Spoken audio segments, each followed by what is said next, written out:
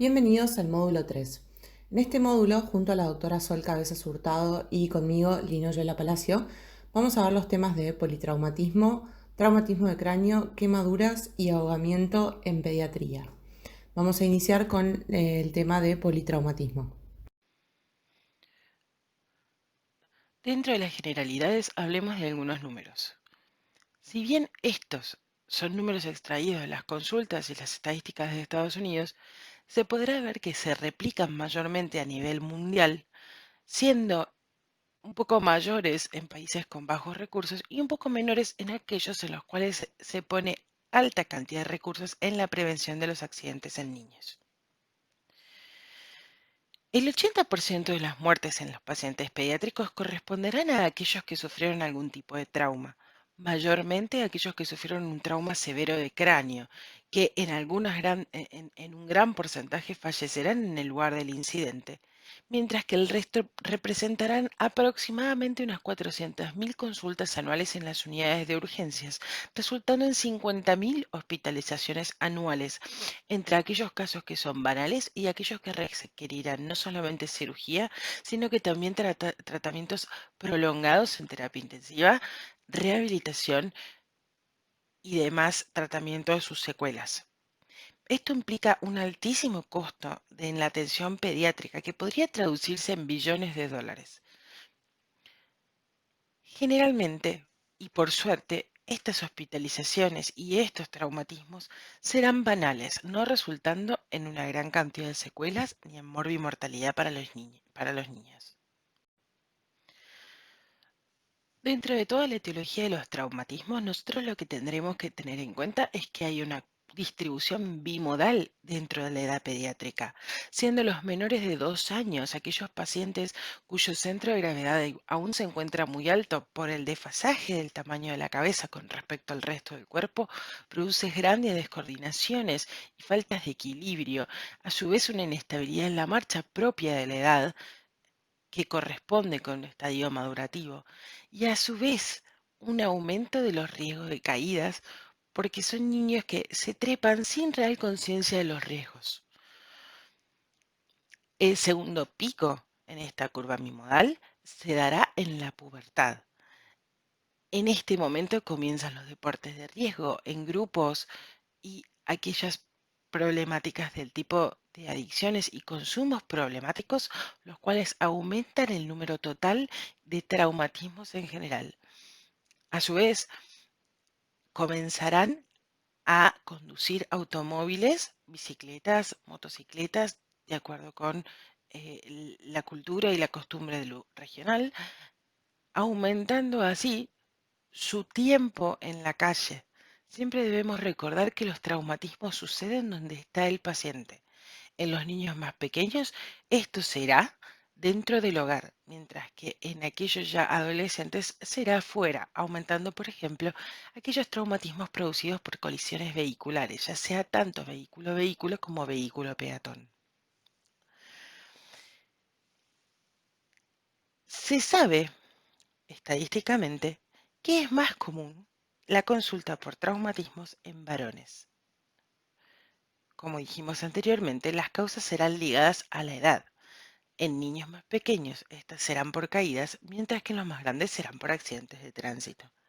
Sin embargo, y en todo caso, es nuestra tarea tratar de recabar aquellos casos que pueden ser secundarios a maltrato, ya sea por negligencia, por imprudencia de los padres o cuidadores que deberían proveer de un lugar seguro para el manejo, o lisa y llanamente un maltrato por abuso físico. Hemos escuchado muchas veces dentro del marco folclórico e inclusive aún hasta entre nuestros propios colegas este concepto muchas veces repetido de que los niños son de goma. Los niños son de goma. La realidad es que el seguir afianzando y sosteniendo este concepto hace que se subevalúe y subdiagnostique el paciente pediátrico, dejando el concepto como un justificativo por el cual el paciente pediátrico ante un traumatismo no sufrirá mayores lesiones. La realidad es que el paciente pediátrico, por su contextura composición, tiene estructuras parietales como ser el tórax y el abdomen que son más flexibles que las del adulto. Su tórax será más complaciente, sus articulaciones costocondrales serán más blandas y flexibles, por lo cual las estructuras parietales no serán las que absorban el golpe y toda la cinemática del golpe. Sin embargo, el no considerar que por no estar alterada la estructura hay un golpe subyacente nos llevará a un subdiagnóstico de gran importancia, ya que son las estructuras subyacentes a las estructuras parietales las que sufrirán todo el peso de la cinemática que han absorbido los cuerpos.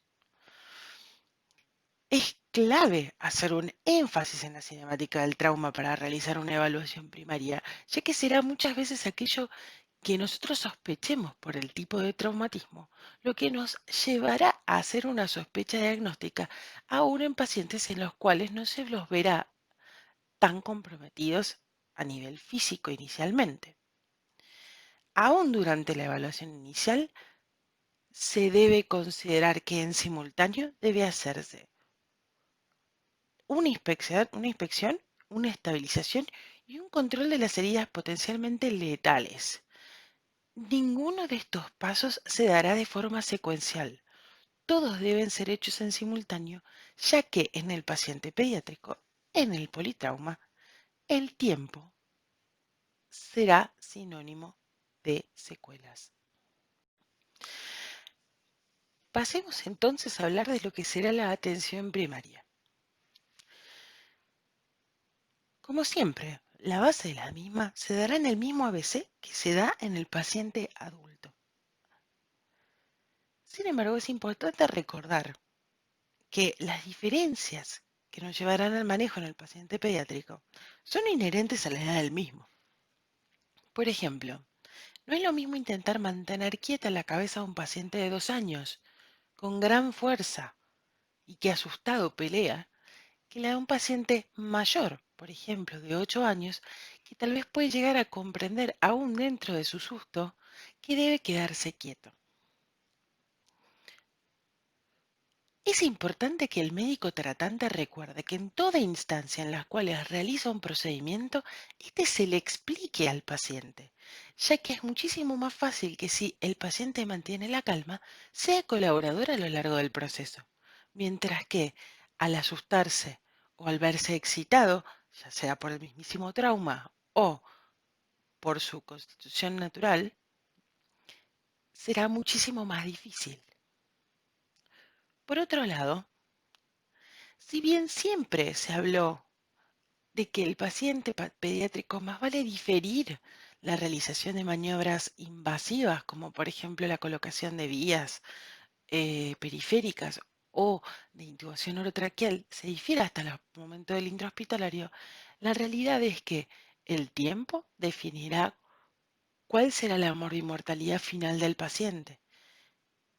Sin embargo, es importante también hacer énfasis en que aquellas maniobras invasivas dependerán de la pericia del médico tratante.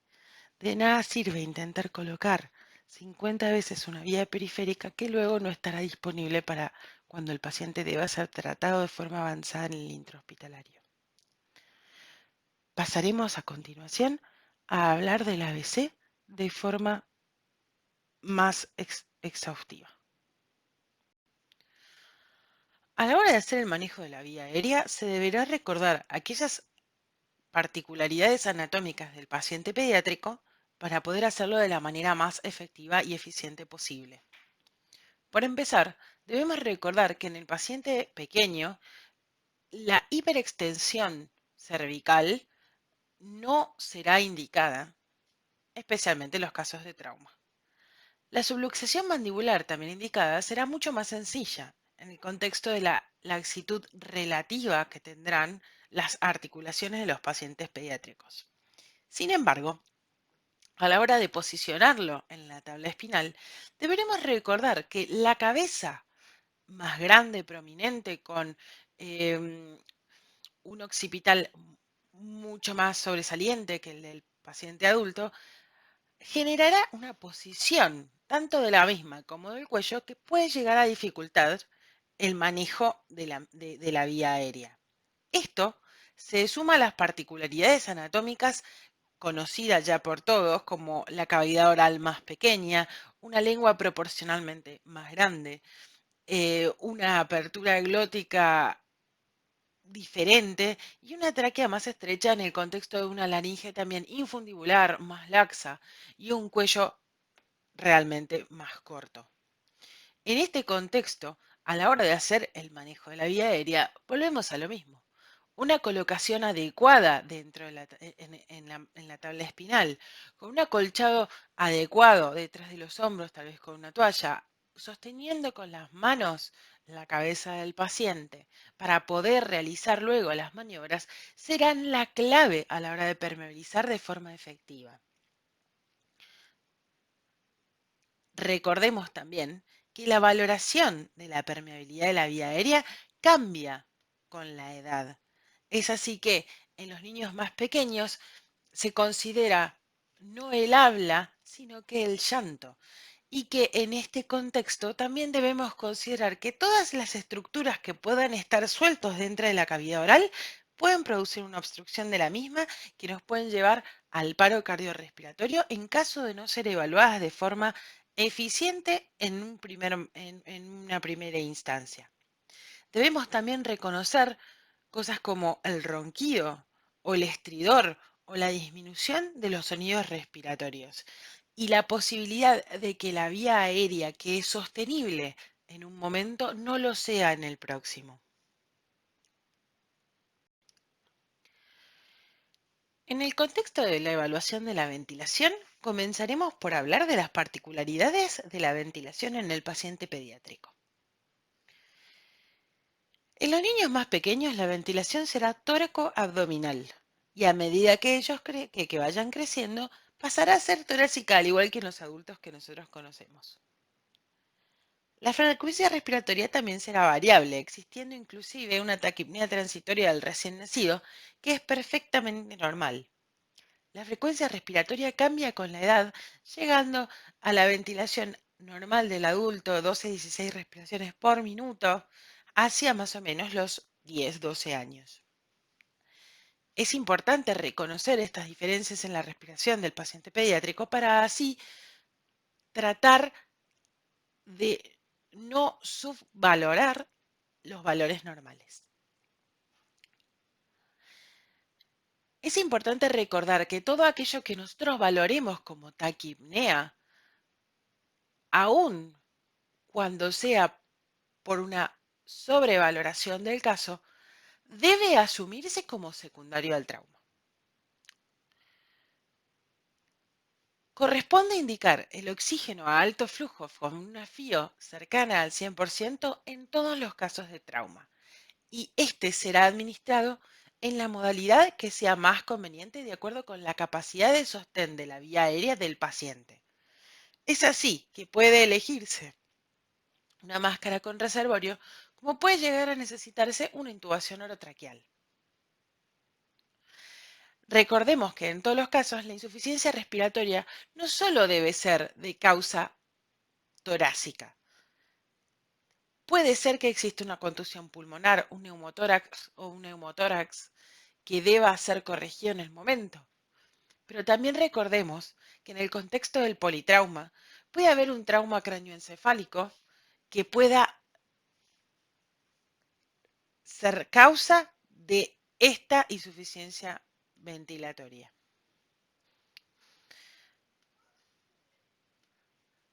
En algunos casos, deberán considerarse las necesidades de la intubación precoz.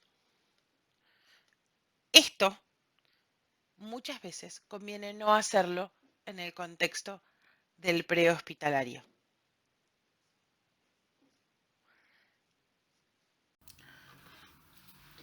Similar a lo que sucede con la evaluación de la ventilación del paciente pediátrico, deberemos considerar que en lo que será la evaluación de la circulación tendremos datos a considerar similares y que responden a la fisiopatología de los niños. La frecuencia cardíaca tiene un correlato de acuerdo con la edad del paciente. Existe una taquicardia en las edades más tempranas que va disminuyendo hacia ya el niño un poco más grande. Al suceder esto, en el contexto del trauma debemos recordar que toda taquicardia no debe pasarse por alto pensando que se debe a la fisiopatología solamente, sino que valorarla en ese contexto implica el tomarla en cuenta y, en caso de hallarla, encontrar soluciones.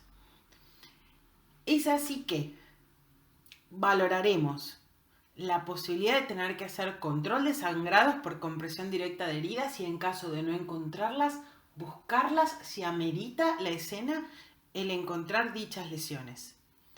Estabilizar de forma adecuada en caso que existieran deformidades en los miembros que nos lleven a pensar en fracturas, siempre recordando que la alineación será sin la reducción que se hará luego posteriormente por el servicio de traumatología.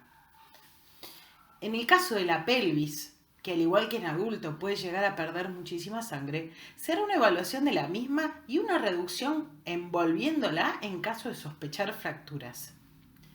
Recordemos que no es que el shock es tardío en niños, sino que muchas veces, si esperamos los mismos indicios que tenemos en los pacientes adultos, como la hipotensión, trataremos el shock de forma tardía, muchas veces no pudiendo remediarlo.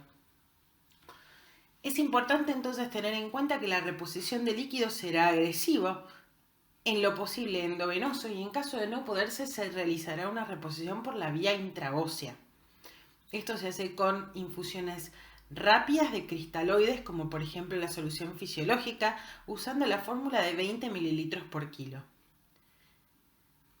Siempre se debe tener en cuenta que en caso de no ser los más adecuados a la hora de colocar una vía intraósea, una vez que el miembro recibió con una mala colocación, ya no podrá volver a usarse. Entonces, tal vez lo más importante será trasladar al paciente al intrahospitalario donde pueda realizarse esta práctica y no perder otro miembro en una mala colocación. Con respecto a la valoración neurológica, tendremos diferentes instancias en las cuales el paciente cambiará la forma en la cual responde. En aquellos pacientes que son más pequeños, la escala APU o ABDI será la más útil, ya que estos no tendrán respuesta verbal. Sin embargo, existe una escala de Glasgow modificada en la cual no se necesita la respuesta verbal, sino que, de acuerdo con la edad del paciente, se podrá valorar de forma fehaciente. Siempre es importante recordar el observar las pupilas, tanto en forma simetría como en reflejo fotomotor, ya que esto podrá hablarnos de la posibilidad de una lesión intracerebral.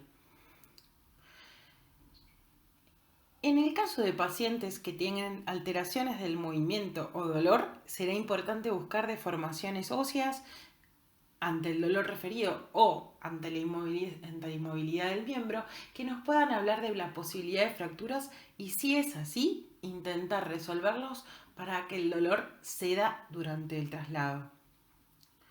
A su vez, se hará una evaluación de la sensibilidad en los miembros, en las partes distales de los miembros, asumiendo siempre que una falta de sensibilidad puede hablar de una lesión de la columna cervical o en la columna en total.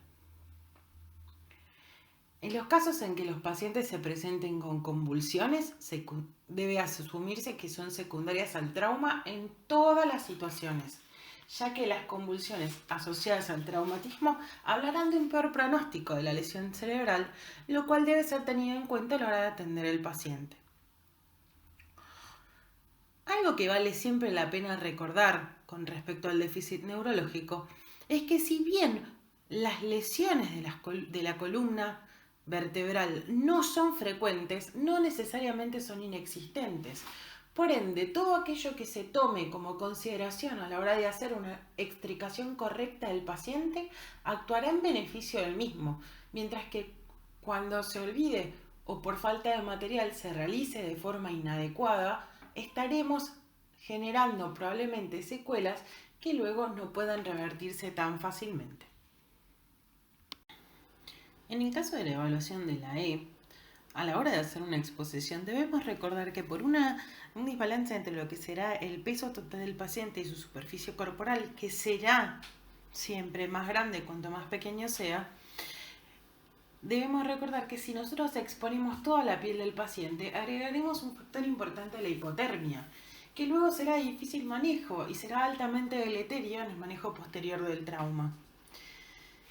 Sin embargo, a la hora de hacer una evaluación minuciosa, especialmente si encontramos lesiones sangrantes que no logramos encontrar su origen, deberíamos remover no solo la ropa, sino que también los pañales en caso de bebitos más pequeños.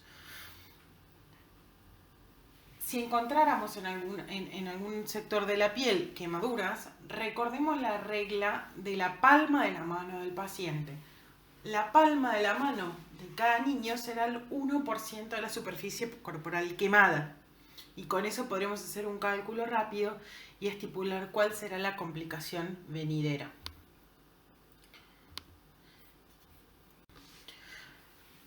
Nos centraremos ahora a hablar de la evaluación secundaria, que podrá ser realizada tras la extricación correcta del paciente durante el traslado o, en caso de haber sido esto bastante rápido, podrá ya hacerse dentro del shock room o la sala de urgencia de pediatría. Comenzaremos por el cráneo y el cuello. Recordemos que el paciente pediátrico, en caso de presentar laceraciones o lesiones cortantes de cuero cabelludo del tipo scalp, tendrán una gran superficie tanto de pérdida de calor como de pérdida de sangre. Por ende, el debridamiento y la sutura debería ser hecha casi en simultáneo con el diagnóstico para evitar complicaciones. Si el paciente aún tiene la fontanela permeable, podría considerarse que toda depresión en la fontanela habla de una hipovolemia hasta que se demuestre lo contrario. Sin embargo, sabemos que la fontanela no será un indicio muy válido con respecto a la evaluación. Siempre debemos considerar el trauma facial y de la cavidad oral como una potencial complicación del trauma en general, ya que en el caso de los traumas en la cavidad oral o las lesiones en la cavidad oral, con el sangrado o secreciones o tal vez pérdidas dentarias se podrá producir de forma precoz o inclusive no precoz, pero sí definitiva, la obstrucción de la vía aérea, teniendo que llevarnos a maniobras más dificultosas de la misma. Así también, en el caso de gran trauma facial, se deberá considerar la intubación orotraqueal precoz, a pesar de mantener una vía aérea permeable, ya que la misma puede no ser sostenible en el tiempo. En el caso de lo que será lo cervical, si uno observa que hay movimientos espontáneos en los miembros, podría decirse a priori que no habría lesiones en la columna vertebral.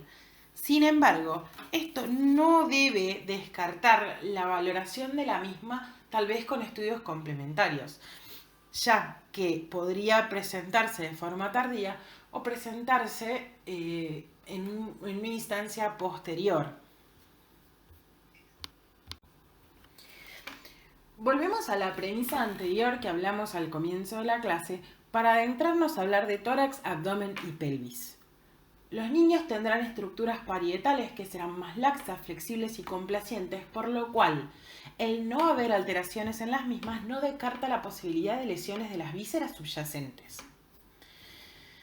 Debemos recordar entonces el valorar, tal vez con imágenes o en el contexto de lo que será el patrón ventilatorio, si hay o no contusiones pulmonares. A su vez, Toda alteración de la semiología abdominal, como por ejemplo el abdomen tenso o distendido, deberá considerarse como sangrado de víscera sólida hasta que se demuestre lo contrario, poniéndose siempre en primer lugar el hígado y el vaso, que serán estadísticamente los más alterados. En el caso de la pelvis, se debe asumir que todo hematoma que aparezca en la zona genital se debe a una complicación del sangrado de dicha región hasta que se demuestre lo contrario, tal vez solicitándose en ese momento un estudio, pero mientras tanto fijando la pelvis, así sea envolviéndola. Con respecto a la valoración secundaria de lo que será el aspecto neurológico, debemos pensar que todo paciente que se ha encontrado inconsciente o excitado debe asumirse como que tiene un daño neurológico de base secundario de ese trauma. Sin importar cuál sea, se valorará luego en una fase más tardía. Es así que la clave de nuestro tratamiento será prevenir el daño neuronal secundario, indicándose de forma precoz tanto el oxígeno con una fracción elevada como 100%, como líquidos, los cristaloides que hemos mencionado anteriormente. A su vez, en el contexto de la valoración neurológica en el paciente consciente, todo vómitos o hipotonía o falta de sensibilidad que se halle se debe asumir secundario al trauma y volvemos a la nueva instancia de prevenir daños neuronales secundarios o de la columna vertebral, siempre teniendo en consideración que si bien las afectaciones de la columna vertebral no son tan frecuentes, tampoco son inexistentes. Por ende, a la hora de hacer una extricación debemos recordar esto para evitar así daños posteriores. Hola, soy la doctora Lina Oyuela y vamos a hablar sobre traumatismo cráneoencefálico. El traumatismo cráneoencefálico es cualquier alteración, ya sea física o funcional, producida por fuerzas mecánicas que actúan sobre el encéfalo o sobre sus cubiertas. Puede producir una fractura craneal o de los huesos de la cara y también puede haber traumatismo intracraneal sin fractura del cráneo. Cuando un paciente pediátrico sufre un trauma de cráneo, tiene mayor frecuencia de presentar lesiones intracraneales si uno lo compara con el resto de la población. Esto es debido a que tiene una superficie craneal mayor, la musculatura a nivel cervical es más débil, tiene una estructura ósea más fina y también es más deformable, y al tener el cerebro inmaduro todavía, con mayor cantidad de agua que de mielina, esto produce un trauma del encéfalo contra la parte interna de la calota. Cuando un paciente presenta un trauma encefalocraniano, puede producirse daño cerebral primario o secundario. El primario se produce en el momento del impacto, cuando la energía del trauma es superior a lo que el cuerpo puede tolerar. Acá puede producirse una laceración de, por ejemplo, cuero cabelludo, partes blandas, contusión, puede haber también disrupción vascular. Ahora, en el momento del daño cerebral secundario, esto se produce como una reacción a la lesión primaria. Por ejemplo, un paciente que tiene una hemorragia intraparenquimatosa, el encéfalo genera toda una reacción alrededor y esto termina aumentando más aún la presión intracraneana. El control que puede llegar a hacerse sobre el daño cerebral secundario depende mucho de la capacidad diagnóstica y tratamiento precoz para evitar anticiparse y evitar así que hayan más daños cerebrales secundarios que puedan terminar empeorando el pronóstico del paciente. Al momento de evaluar a un paciente con un traumatismo de cráneo, es importante conocer la cinemática del trauma, ya sea por evaluación de la escena o por interrogatorio a los familiares. No es lo mismo tener un paciente de 3 meses que tuvo un TEC secundario a una colisión vehículo-motor a tener un paciente de 4 años que tuvo un TEC por una caída de su propia altura. Al momento de hacer la evaluación clínica hay que evaluar las alteraciones de la conciencia, ya sea por el ABDI, que evalúa si el paciente está alerta, si responde a estímulos verbales o a estímulos dolorosos o si es un paciente inconsciente. Y también el Glasgow. En cuanto a los signos neurológicos, ver si el paciente presenta vómitos, si tiene la Fontanella-Bombé, si hay alguna otra alteración neurológica que puede llegar a hablar de un daño cerebral. Y como en todo paciente, evaluar las funciones vitales. En un paciente que tuvo un trauma de cráneo y tiene alteradas las funciones vitales, habla de una mayor gravedad. Tener en cuenta en pacientes que tengan bradicardia, hipertensión arterial y alteraciones respiratorias, que eso se considera la tríada de Cushing y son signos de hipertensión endocraniana. Sepan también que en menores de 2 años tienen un mayor riesgo de tener lesiones intracraneales y por lo tanto un peor pronóstico. Una vez realizada la evaluación neurológica, se puede clasificar el TEC según si es leve, moderado o grave. En un TEC leve, por ejemplo, va a tener una escala de Glasgow mayor a 15 y no va a tener ningún foco neurológico. Que la escala sea menor de 15, mayor de 13, significa que ese paciente va a seguir siendo evaluado y observado, dado que el Glasgow se puede ir modificando. Que yo inicialmente tengo un paciente con un Glasgow de 14, no significa que en 2 horas no sea un paciente que esté grave, que requiera, por ejemplo, una vía aérea avanzada. Entonces es un paciente que se va a observar, va a quedar en observación para ver de que no modifique la escala de Glasgow. Un TEC moderado se puede considerar una escala de Glasgow entre 9 y 12 y un TEC grave con un Glasgow menor a 8. Estos pacientes no van a poder, por ejemplo, mantener la permeabilidad de la vía aérea y es de ahí donde llegan a tener una mortalidad entre el 40 y 50%. En cuanto a la escala de Glasgow, cuando se modifica para lactantes es en base al desarrollo dependiendo de cada edad del paciente. Un bebé de menor de 1 año no va a tener una respuesta verbal orientada. Sin embargo, va a tener un balbuceo, palabras o frases adecuadas, todo dependiendo de la edad. Igualmente, la cantidad de puntos de acuerdo a la apertura de los ojos, a la respuesta verbal y a la respuesta motora continúa siendo iguales. 4 para la apertura de ojos, 5 para la verbal y 6 para la motora. En cuanto al examen neurológico, lo que uno busca es que las pupilas sean reactivas y simétricas. La evaluación del cráneo y del macizo facial, buscar a ver si hay lesiones tanto del cuero cabelludo como de la piel del rostro. Y los signos de fractura de base del cráneo, recuerden que por lo general son más tardíos, tanto el signo de los ojos de mapache como el signo de Battle.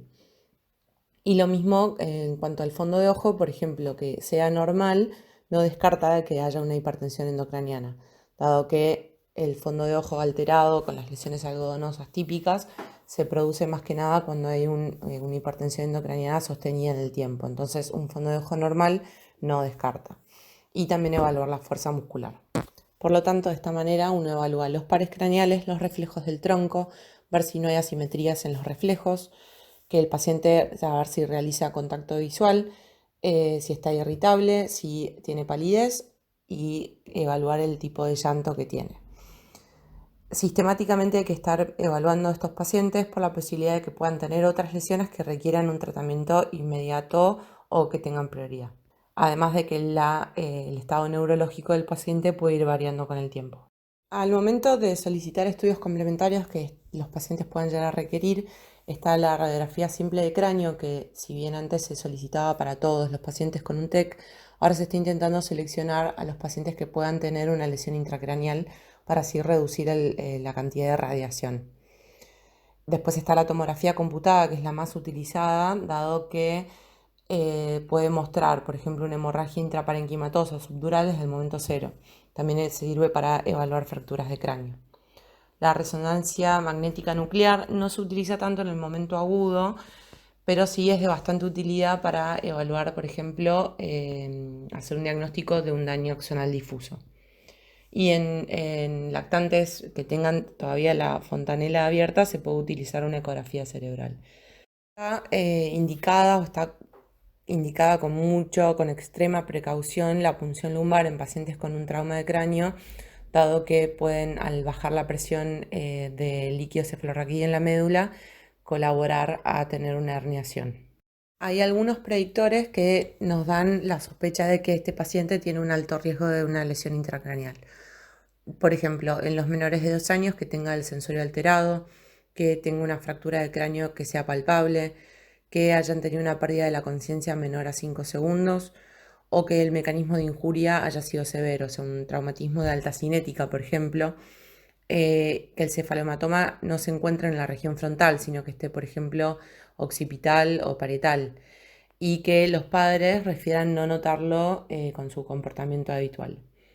En los mayores de 2 años, o sea, lo que va de 2 a 16 años, también lo mismo, un sensorio alterado, con signos de fractura de la base del cráneo, que hayan tenido cualquier tipo de pérdida de conocimiento, un mecanismo de injuria severo, o sea, de alta cinética, que tengan vómitos o que tengan una cefalea severa.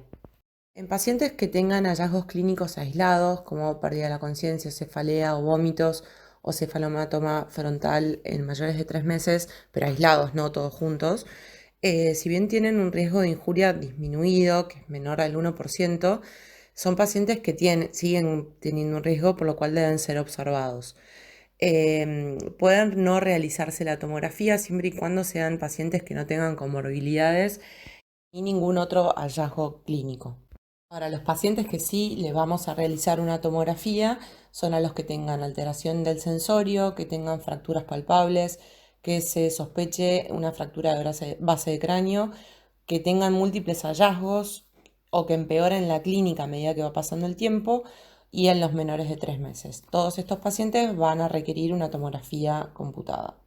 En cuanto a las medidas generales de un paciente con un TEC leve, se recomienda igualmente observarlo en un medio hospitalario durante al menos 4 o 6 horas para evaluar de que no empeore la clínica o que comience con signos neurológicos.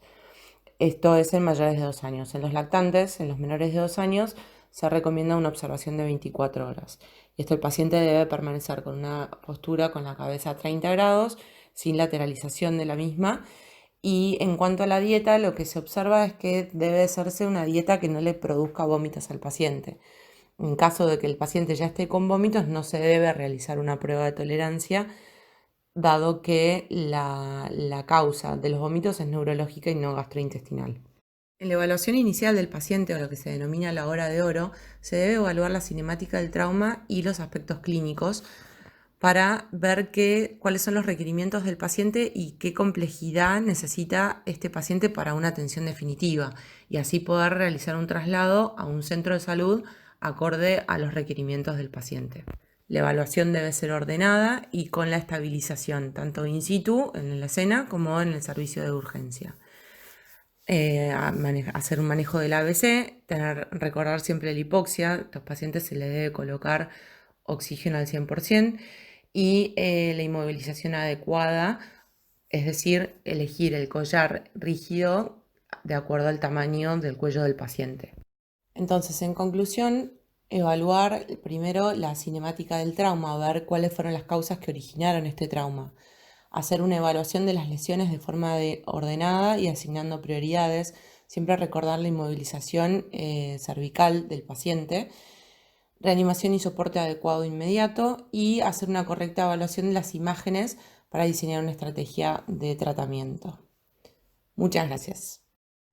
En cuanto a las quemaduras en pediatría, son un conjunto de lesiones que se dan por acción de agentes que pueden ser físicos, químicos o biológicos, que actúan sobre los tejidos y dan reacciones locales que van desde el eritema hasta una destrucción total de todas las estructuras. Lo más frecuente es que se dé en varones entre 2 y 4 años. Por lo general ocurren, como la mayoría de las lesiones no intencionales, ocurren donde están los niños, que por lo general es en el ámbito doméstico. Y dentro del ámbito doméstico lo más frecuente es en la cocina y el baño, porque es por los líquidos calientes. El 80-90% son producidos por agentes térmicos, que sea ya contacto con una superficie caliente, líquidos calientes, que sea por fuego directo, o radiación, y radiación se habla más que nada el sol, que es de la más frecuente, y también por frío, por congelamiento. Después están eléctricas, químicas, puede ser por ácidos o por el cáliz, mecánicas y biológicas. Mecánicas por fricción y biológicas, que pueden ser resinas de las plantas o algunos animales, como por ejemplo los arácnidos, cuando pica, cuando se produce el oxocelismo, o también las medusas. Es importante conocer el manejo inicial de este tipo de pacientes, y así como los criterios para derivarlo a un hospital con las posibilidades de la atención más especializada posible. En cuanto a la evaluación inicial, como todo trauma, primero iniciamos por la vía aérea, Acá se debe pensar siempre en las quemaduras de la vía aérea en pacientes con afectación que tengan de las vibrisas como chamuscadas o afectación de fauces o que se vea un esputo carbonáceo. Y en esos casos se deberá plantear la intubación precoz si es que hay una evidencia de una quemadura de la vía aérea. Las evidencias serían los signos, como por ejemplo estridor, sibilancias, estertores, que haya una quemadura facial, quemadura de cejas, se vea cianosis o ya directamente un deterioro del sensorio. También hay que tener en cuenta las lesiones que son inhalatorias, como por ejemplo la inhalación de monóxido de carbono y otros gases tóxicos, que puede ser el cianuro de hidrógeno. Hay que pensarlo más que nada cuando sean en incendios en espacios cerrados o que haya habido materiales en combustión y que además el paciente está con una pérdida de la conciencia. Después, pensar que esto al ser un trauma también pueden tener lesiones concomitantes, entonces no descartar que no haya fracturas, que haya un traumatismo de cráneo, lesiones oculares, heridas cortantes, traumatismo de tórax o de abdomen cerrado. Entonces esas son todas cuestiones que hay que tener en cuenta al momento de la evaluación inicial. Luego de haber evaluado todos los puntos que hablamos recién ahí se va a hacer una evaluación de la quemadura. No debe priorizarse la evaluación de la quemadura por sobre la vía aérea, por sobre todo lo que hablamos recién. Los tipos de quemaduras se pueden dividir en, por ejemplo, tipo A, superficial, en la que se ve que hay un eritema sin vesículas, que es una lesión dolorosa. El ejemplo clásico de este tipo de quemadura es la quemadura solar o por agua caliente, pero que no sea agua hirviendo. Se afecta la epidermis, pero no existen ampollas ni pérdida de líquidos, por lo que no se contabiliza en el cálculo de la superficie corporal total quemada. Por lo general curan en 3 a 7 días sin dejar cicatriz porque no afectan la membrana basal. Después, dentro de las tipo A hay un subtipo que se llama quemadura de tipo A flictenular, que es una quemadura de tipo dermoepidérmica, en donde puede estar comprometida la membrana basal, pero no afecta la dermis. Se presenta con características de flictenas, es muy dolorosa y también cura sin secuelas en 2 semanas. Por ejemplo, lo más frecuente es cuando los niños apoyan las manos en la superficie caliente, por ejemplo, el horno prendido, apoyan la mano apenas un segundo y ahí ya se les hace las flictenas. Esta es la típica quemadura de tipo A flictenular. Después tenemos las quemaduras de tipo AB o una quemadura intermedia. Esta es una quemadura que ya es dérmica, compromete la dermis. Y con respecto a estas quemaduras intermedias, lo que se modifica depende de la evolución, el grado de destrucción que presenta la piel. Entonces, por ejemplo, pueden evolucionar a tipo ABA, que son intermedios superficiales, o pueden evolucionar a ABB, que son quemaduras intermedio profundas. Pero eso, bueno, se va a ir viendo durante la internación de ese paciente. Con respecto a la clínica, se va a ver que tienen un eritema claro o rojo brillante, pueden ser dolorosas, se forman flictenas, tienen aspecto húmedo. Muchas veces pueden presentar una coloración blanquecina en el centro y estas, dependiendo de la evolución, pueden curarse en un proceso que va de los 10 a los 14 días, produciendo una pequeña cicatriz, siempre y cuando no haya complicaciones, y en esa cicatriz puede haber una hipopigmentación. En los casos en los que hubo mayor afectación de la epidermis, de la dermis, que es donde pasan las fibras nerviosas, si hay destrucción de estas mismas fibras, son lesiones que pueden ser menos dolorosas o puede haber inclusive analgesia. Ahí en ese caso es cuando son las lesiones más tipo blanco moteado. Y por último tenemos a las quemaduras de tipo B, que son quemaduras profundas. Por lo general son producidas por sustancias químicas o eléctricas o cuando los pacientes tienen quemadura por fuego directo o un contacto prolongado con líquidos calientes. Son las más severas, existiendo afectación de todas las capas de la piel y pudiendo afectar también fascia, músculo, hueso, todas las estructuras. Tienen una apariencia blanca perlada o pueden también tener una apariencia carbonizada. No son dolorosas porque ya hay destrucción de todas las fibras nerviosas y tampoco tienen flictenas y adoptan una textura tipo seca y pueden tardar varias semanas en curar y van a necesitar la realización de injertos y un tratamiento más especializado. En cuanto a la localización, las quemaduras que afectan, por ejemplo, las zonas como manos, pies, genitales, periné, articulaciones, cara y cuello, así como por ejemplo las quemaduras que son circunferenciales, van a ser clasificadas dentro del grupo de las quemaduras graves, directamente sin tener en cuenta la extensión de las mismas.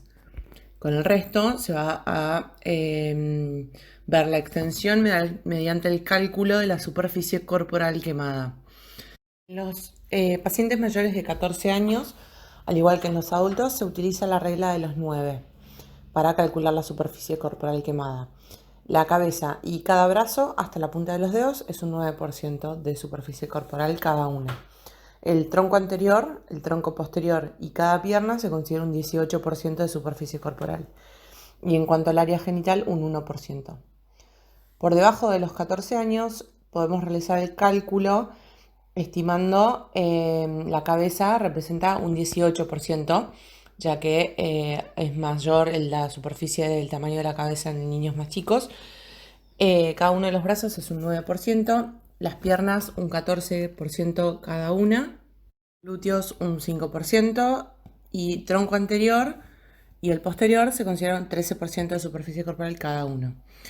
En caso de las quemaduras que son asimétricas, una técnica que se puede utilizar es considerando la palma de la mano del paciente, eso corresponde a un 1% de la superficie corporal. Entonces, en caso de ser quemaduras asimétricas que no podemos abarcar la totalidad del tronco o un brazo, se puede utilizar esa técnica de la palma de la mano del paciente, no la nuestra. También tener en cuenta que por cada edad inferior a los 9 años se le va a restar un 1% de los miembros superiores y se le va a añadir a la cabeza. Por esto que hablábamos de que tienen mayor superficie del tamaño de la cabeza. El resto de los segmentos corporales permanecen iguales. En muchos casos los cálculos van a diferir entre lo que se ve en la escena a lo que se ve o la evaluación que se hace después en la guardia, y también lo mismo con los días de internación. Pero a grandes rasgos, con estas técnicas uno puede saber si lo que está tratando es un paciente que es un gran quemado o si es una quemadura pequeña que puede ser tratada ambulatoria. Ese es el fin de esta caracterización de las quemaduras, para saber qué tipo de tratamiento le corresponde a cada paciente. En cuanto a la severidad que va a representar cada paciente, depende de la quemadura que tenga, se utiliza este cuadro y el índice de Garcés, en el cual uno va a realizar esta ecuación que es 40 menos la edad del paciente más el porcentaje de tipo A que tenga, más el doble del porcentaje de tipo AB, más el triple del porcentaje de tipo B que tiene nuestro paciente. Con esto vamos a ver si es un paciente que es leve, moderado, grave o crítico, ¿sí? Ya cuando son pacientes moderados ya deben ser hospitalizados, pero en algunos casos, depende de qué tipo sea de leve, necesita una evaluación y un seguimiento por un centro de salud. Con puntajes mayores, por ejemplo de tipo grave o crítico, son pacientes que tienen que estar ingresados en una unidad de terapia intensiva pediátrica, idealmente que sea especializada en quemaduras. Pero los que sí o sí deben recibir un tratamiento hospitalario son, por ejemplo, los que tienen quemaduras de tipo A, de un 10 a un 20% de superficie corporal, quemaduras todas las B, todas las quemaduras eléctricas, los que tengan traumatismo concomitante, los que haya un motivo social o que haya sospecha de maltrato, las que son quemaduras circunferenciales y bueno, las localizaciones especiales que habíamos hablado antes. Una pata fundamental del tratamiento es la hidratación del paciente. Como hablamos antes, bueno, primero obviamente la vía aérea, son pacientes que tienen que tener oxígeno por máscara de reservorio al 100, con una monitorización de la saturación de oxígeno, por lo menos al menos durante el traslado, y que después se vuelva a ser reevaluado en la guardia. Tienen que tener accesos venosos periféricos, si son grandes quemados tienen que tener 2 accesos venosos Porque el problema de estos pacientes es que al no tener contención, o sea, no tener piel, no tener un límite con el exterior, es impresionante la cantidad de líquido que se pierde. Tanto que pueden llegar a un shock hipovolémico. Por eso que es muy importante el inicio de la fluidoterapia dentro de las primeras horas. Esto se vio que reduce la mortalidad y reduce la falla multiorgánica. Y a tener en cuenta que durante las primeras 24 a 48 horas lo que se va a utilizar son cristaloides o solución fisiológica o Ringer lactato, pero no se utiliza dextrosado porque esto al ser osmóticamente activo va a aumentar la extravasación y va a haber un empeoramiento de la volemia de la clínica. Acá tenemos dos fórmulas para calcular la cantidad de líquidos para la hidratación endovenosa. Puede ser la fórmula de Parkland, que es más utilizada en adultos, o la fórmula de Galveston, que es la más utilizada en pediatría. La fórmula de Parkland, bueno, lo que se va a calcular es a razón de 4 mililitros por kilo por el porcentaje de la superficie corporal quemada. Y a esto, para hacerlo una fórmula pediátrica, digamos, hay que sumarle las necesidades basales de cada paciente. Del total de estos mililitros que nos va a dar la fórmula, el 50% se va a administrar en las primeras 8 horas de la quemadura, no desde que nosotros vimos al paciente por primera vez. Entonces, si nosotros lo vimos 3 horas después y todavía no se le administró nada de líquidos, esas 3 horas se las debe descontar. Entonces, la mitad de los líquidos calculados con esta fórmula deben pasarse en 5 horas, por ejemplo. Y la otra 50% se va a administrar en las siguientes 16 horas. Eso es en cuanto a la fórmula de Parkland. La fórmula de Galveston lo que calcula es, en el primer día se calculan 5.000 mililitros por metro cuadrado de la superficie corporal quemada, más 2.000 mililitros por metro cuadrado de la superficie corporal total del paciente. Esto se va a dividir igual que el anterior, 50% en las primeras 8 horas y el 50% restante en las 16 horas. Y en el segundo día se calculan 1.500 mililitros por metro cuadrado de superficie corporal total, más 3.750 mililitros por metro cuadrado de superficie corporal quemada. Eso se lo va a pasar a un total de 24 horas en el segundo día. El objetivo de esta hidratación endovenosa es lograr un ritmo diurético que sea entre 1 a 2 mililitros por kilo por hora, siempre y cuando la función renal lo permite, ¿sí? Y recordar que no se utiliza el dextrosado en las primeras 24 horas. Muchas veces estos planes se van a ir modificando y cambiando después de acuerdo a las necesidades de cada paciente y de acuerdo a la hidratación de base que tiene cada paciente, pero siempre es importante no olvidarse de la hidratación porque al perder mucha cantidad de líquidos pueden chocarse y hacer una hipotensión severa muy rápidamente. Algo fundamental con los pacientes quemados, ya sea una quemadura de tipo A superficial o la más severa de todas las quemaduras que hayan visto, es el manejo del dolor. Porque teniendo un buen manejo del dolor desde el inicio del tratamiento, hace que el paciente tenga una mejor recuperación global de toda su enfermedad. Por ejemplo, si la primera curación que un paciente quemado, que la primera curación que se le hace a un paciente quemado es muy dolorosa, es muy estresante para ese paciente, después las siguientes, que son una por día, va a ser muy estresante en sí. Entonces siempre es importante no subestimar el dolor. Los pacientes pediátricos sienten dolor al igual que los adultos o más, entonces siempre tener un buen manejo de este tema. Con respecto, a ver, se pueden hacer de dos tipos.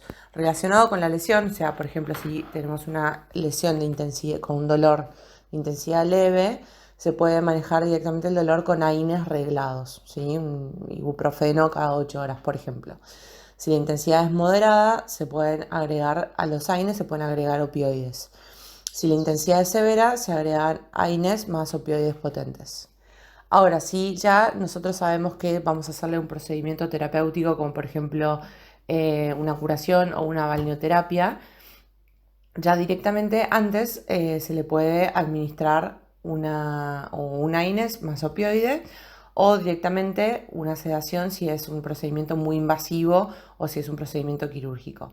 En pediatría lo que se utiliza es morfina o midazolam más ketamina. Esto se pasa 30 minutos previos. recordar que es una de las patas claves, digamos, del tratamiento global del paciente. Recordar que en el tratamiento no está indicado el uso de antibióticos, ya sea en vía oral o endovenoso para la prevención de infecciones. Si uno llega a sospechar que la lesión está infectada porque uno la ve eritematosa, porque tiene una mala evolución, porque hay supuración, lo que se debe hacer son tomar cultivos de la lesión, pero no se debe indicar antibiótico tipo profilaxis a ningún paciente con quemaduras. Después, bueno, cuando el paciente ingresa al centro de salud, se le hace un laboratorio con un hemograma, un estado ácido base con ácido láctico. Debe también medirse la carboxiemoglobina por si hubo intoxicación con monóxido de carbono y pedir ionograma, CPK, CPKMB, función renal y glucemia. Esto en todos los pacientes. Es muy importante realimentar a los pacientes lo más precozmente posible, dándoles una dieta hipercalórica e hiperproteica. Al tener que regenerar partes de piel, se consume mucha cantidad, van a requerir mucha cantidad de aminoácidos y proteínas, por eso es que se les da una dieta de este estilo. Idealmente, si el paciente está consciente y está habilitado para una alimentación enteral, eso es lo ideal, ya sea enteral por vía oral o por sonda nasogástrica. En caso de no poder hacerse, se va a tener que realizar una alimentación parenteral.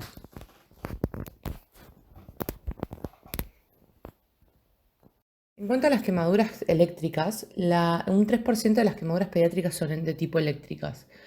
El nivel de lesión que va a producir este tipo de quemadura va a variar en función de, por ejemplo, la resistencia de la piel, las mucosas, dónde contacta, el tipo de corriente eléctrica con la que estuvo en contacto, la frecuencia y la duración del contacto. Por ejemplo, una lesión pequeña en la mano por una quemadura eléctrica, en realidad es una quemadura que puede ser profunda, puede involucrar los vasos, los tendones, los nervios. Pero saber que además el daño tisular está muy determinado por el tipo de voltaje. Las de bajo voltaje dan lugar a quemaduras que son más leves, que semejan a las producidas por agentes térmicos, por ejemplo. Diferencia de las térmicas, que aunque la afectación cutánea es escasa, no implica que no existe una afectación de los tejidos internos. El tipo de daño que se le va a producir a un paciente cuando una corriente eléctrica lo atraviesa es de acuerdo a la resistencia que su cuerpo genera en contra de esta corriente eléctrica. Entonces, la resistencia está determinada por la naturaleza del conductor y por la longitud. Es decir, desde los tejidos corporales, por ejemplo, los nervios y los vasos sanguíneos son excelentes conductores. En cambio, el músculo, la piel, el hueso no lo son tanto. Entonces, el paso de la corriente eléctrica, al tener mayor resistencia, es mayor el daño que va a producir en esos tejidos. Los tipos de corrientes con las que pueden producir las quemaduras eléctricas son la corriente alterna y la continua. La corriente alterna es la que habitualmente se encuentra en las casas, es la corriente de tipo doméstica sería. Produce tetania al estar en contacto con la piel, o sea, produce una contracción de los músculos, lo que hace que la descarga eléctrica sea mayor en el tiempo si es que no hay un disyuntor en la casa de que corte esa corriente. Con lo cual, si bien es de bajo voltaje, puede llegar a producir arritmias y una afectación mayor de los tejidos internos. La lesión orofacial por mordedura de cables, por ejemplo, el cargador del celular, que los chicos lo desenchufan y se lo llevan a la boca, es una lesión frecuente en la infancia. Por lo que es muy importante la prevención de este tipo de lesiones. Y lo otro es que son pacientes que van a tener que ser hospitalizados para un mayor control, porque pueden producir mioglobinuria por la lesión muscular, por el traspaso de la corriente. Tienen que estar monitorizados 24 horas, deben asegurarse, o sea, se debe asegurar una buena hidratación de estos pacientes, ya sea vía oral o por vía endovenosa, con un buen control del ritmo diurético. En algunos casos se llega a acidificar la orina, pero son pacientes que deben observarse y por lo tanto quedar internados por lo menos 24 horas. Después la otra corriente es la corriente continua, que produce más tipo un espasmo o una sacudida, como una patada fuerte. Está asociada a veces a a traumatismos dependiendo de cómo fue el impacto y el golpe. La corriente continua por lo general no está en las casas, no es de uso doméstico. Puede encontrarse, por ejemplo, en los generadores, en baterías grandes. Entonces puede ser que sea de bajo voltaje o de alto voltaje dependiendo del origen de esa corriente. Las que son de alto voltaje son la forma del sistema de transporte eléctrico que lleva la corriente hacia los domicilios, o sea, los cables de alta tensión que uno ve en los postes. Esos, por lo general, son lesiones que se producen con 1000 voltios o más, y la supervivencia baja bastante a medida que aumenta la cantidad de voltaje. Y las complicaciones más frecuentes en todo tipo de quemadura eléctrica son las arritmias, tetania muscular, que haya edema por la destrucción tisular y falla renal por los depósitos de mioglobina. Entonces a todos estos pacientes deben hacerse estudios complementarios como por ejemplo un electrocardiograma, un seguimiento urinario, determinación de mioglobulina y observarse en el hospital y quedar internados para estos controles que hablamos recién. Las quemaduras químicas pueden ser producidas por una gran cantidad de agentes cáusticos que pueden producir este tipo de lesiones. La mayoría son producidos por los productos de limpieza, que son lo más disponible, digamos. Y la gravedad depende mucho de la concentración de dichos productos y pueden ser más severas que las quemaduras térmicas. Por lo general, los álcalis son más agresivos que los ácidos porque producen una licuefacción. En cambio, los componentes ácidos, las quemaduras ácidas, lo que hacen es como una coagulación del tejido, entonces son más limitadas. El manejo inicial que se va a hacer en la zona es una irrigación copiosa con solución fisiológica o agua, si es lo que se tiene, para evitar que el agente químico siga lesionando, ¿sí? Entonces la irrigación va a ser muy abundante. Son quemaduras que producen mucho dolor, entonces siempre recordar el manejo del dolor que habíamos hablado antes. Probablemente en estos casos llega a haber mucha excitación psicomotriz. Al calmar el dolor también calma la actitud del paciente, sino evaluar la posibilidad de que necesiten una sedación, al menos para el traslado. Y son pacientes que sí o sí van a tener que ir al hospital porque van a quedar internados y se van a necesitar un tratamiento especializado en este tipo de quemaduras. Durante el traslado de un paciente quemado, se deberá monitorizar a ese paciente electrocardiográficamente durante todo el traslado, en especial si hubo un traumatismo eléctrico. Con 3 derivaciones de 1, de 2, de 3 ya es una información que nos alcanza, no hace falta hacer un electrocardiograma de 12 derivaciones ni retrasar el traslado por ese motivo. Recordar que siempre se debe llevar al paciente con el saturómetro y con oxígeno al 100% durante todo el traslado. Y recordar que en los casos de intoxicación por monóxido de carbono, la carboxihemoglobina no va a modificar la saturometría. Entonces no se debe descartar que el paciente presenta una intoxicación por monóxido porque la saturación está bien. Después, en cuanto a la tensión arterial y la frecuencia cardíaca, pueden ser muy variables el inicio de un paciente quemado. Más que nada la tensión arterial, lo que sí se considera es que se debe mantener una TAM de 70 milímetros de mercurio. Después, tener en cuenta que si el paciente tuvo quemaduras en la cara, cuello y en la parte superior del tronco, más allá del manejo de la vía aérea, es un paciente que dentro de lo posible, si se puede elevar un poco la cabecera, porque va a empeorar el edema facial. Entonces después para el tratamiento, para manejar la vía aérea y demás, siempre es ideal que no haya tanto edema. En caso de que haya habido una quemadura por químico, durante el traslado se va a continuar irrigando ese paciente. Una cosa importante es que prevenir la hipotermia en los pacientes quemados. Que haya presentado una quemadura, por ejemplo, térmica por calor o por fuego directo, no significa que es un paciente que no vaya a tener hipotermia, todo lo contrario. Entonces es un paciente que se lo debe cubrir, más allá de las gasas que uno le puede poner en las lesiones, debe estar cubierto con una manta para evitar la hipotermia.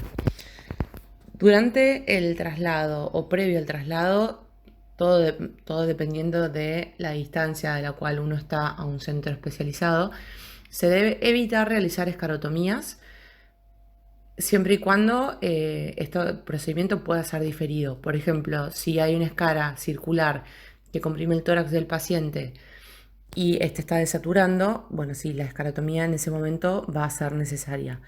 Pero si, por ejemplo, es en una pierna y esa pierna todavía tiene pulso, se le palpa pulso distal, bueno, se va a evitar hacerla en la escena y se le va a diferir para hacerlo en el hospital. Y dentro de lo posible, siempre dar aviso al hospital receptor como para que estén preparados para recibir a este paciente en particular. Dentro de las lesiones no intencionales con gran morbo y mortalidad a nivel mundial y de forma general, el ahogamiento y casi ahogamiento están en la cabeza. Se define ahogamiento como aquella muerte por asfixia tras la inmersión en un medio líquido que ocurre dentro de las primeras 24 horas tras el acontecimiento del incidente. Mientras es un casi ahogamiento, aquel incidente en el cual el niño sobrevive más de 24 horas después del episodio de dicho trauma, independientemente si posteriormente muere o no. El ahogamiento es importante en el contexto de que el 94% de estos serán incidentales, generalmente por una inadecuada preparación, una inadecuada prevención dentro del medio en el cual se encuentra el niño. Muchas veces tiene que ver con piscinas que no están correctamente acondicionadas, con los cercos como corresponden, o que el perímetro de donde está la piscina tampoco lo está, a pesar de que tenga un cerco. También ocurre cuando no hay una correcta relación entre la gente que cuida a los niños en el número de niños. Especialmente esto ocurre en el contexto de lugares que tienen cercanía con colecciones de agua naturales como ríos, lagos y demás. El problema es que en el contexto de estos incidentes, el 6% de estos es por abuso infantil y en muchos casos la pesquisa de esto debe darse dentro del domicilio a la hora de llegado el auxilio. Esto muchas veces no es realizado por el pediatra, por ende debemos tener en cuenta aquellas cosas que deberemos ver en el contexto de un auxilio por ahogamiento. Entre ellos, debemos tener en cuenta la edad del paciente. El contexto de la edad del paciente nos dará una pauta de cómo puede haber llegado a ser el incidente. En caso de niños menores de 1 año o incluso menores de 2 años, la mayor parte de los ahogamientos se dan por descuidos de quienes son sus cuidadores a la hora de bañarlos. Se dan agua cálida dentro de la bañera, generalmente cuando se los deje en periodos de tiempo aún cortos, sin supervisión dentro de la bañera. La otra parte de la curva de aumento, esta curva de incidentes por ahogamiento, estará entre aquellos pacientes adolescentes que ya tendrán el episodio de ahogamiento ya en lagos o ríos en los cuales practican algún tipo de deporte acuático, o en piscinas cuando hay tal vez asociada una intoxicación aguda con alguna droga o con alcohol.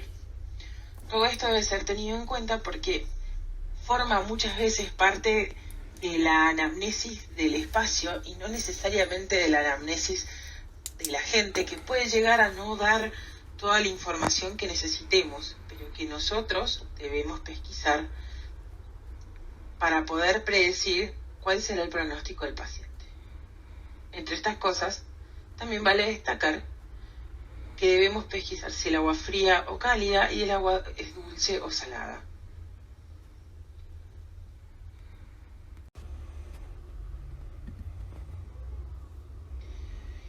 Es importante recolectar dentro de la información cómo se supone que sucedió el incidente. Es muy obvio generalmente cuando lo que se ve es un niño que yace al lado de una piscina, cercada o no. Pero es un poco más raro cuando tal vez llega la urgencia o el niño está en brazos de los padres o de los cuidadores y uno no tiene mucho de qué ha sucedido, y deberá preguntar dónde es que sucedió y cómo.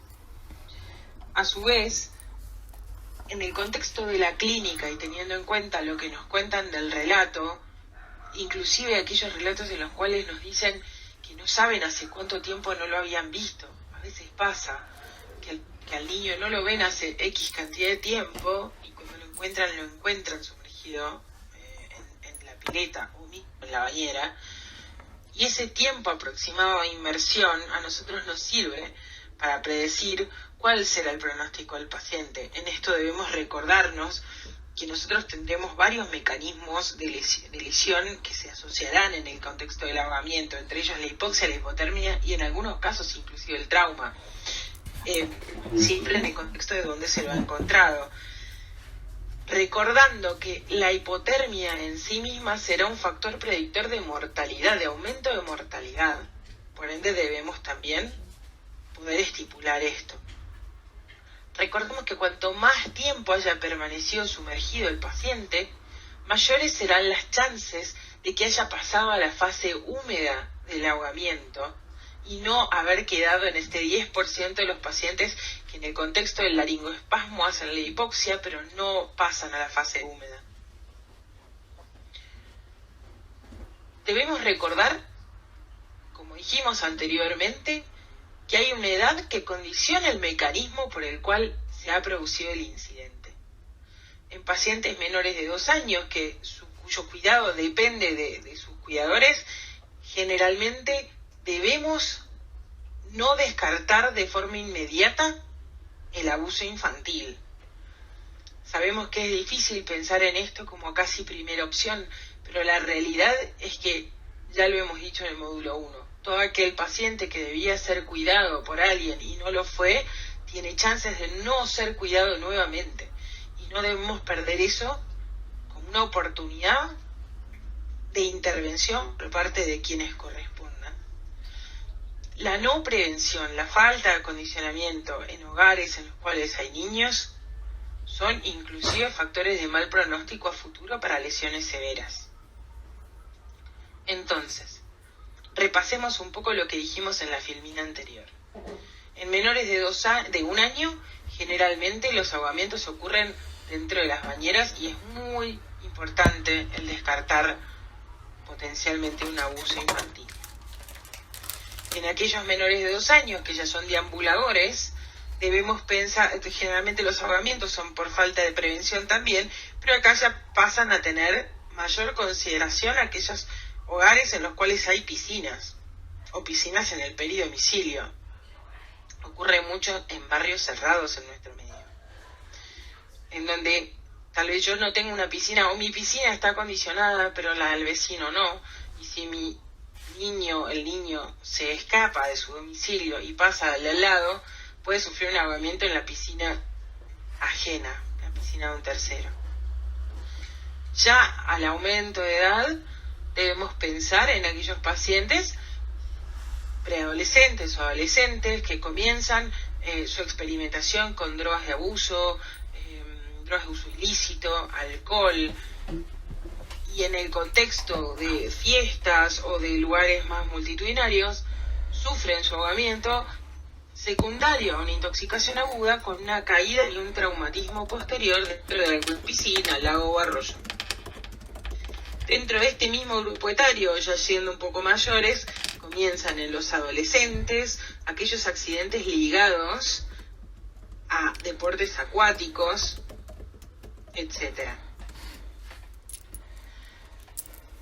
Debemos a su vez pensar que hay algunos pacientes que por su patología subyacente, en caso de tenerla, están mayormente predispuestos a mayor cantidad de accidentes por pérdida de conciencia previa al mismo, como por ejemplo pacientes epilépticos, pacientes cardiópatas con un gasto cardíaco tal vez disminuido, pacientes con arritmias, aquellos que sufren síncope de cualquier etiología, pacientes con tendencia a la hipoglucemia, y también en aquellos pacientes en los cuales tendemos a ignorar la posibilidad de trastornos de las conductas alimentarias que le producen síncopes vasovagales de forma frecuente, y aquellos pacientes que tienen algún tipo de conducta que nos hace pensar en algún consumo problemático.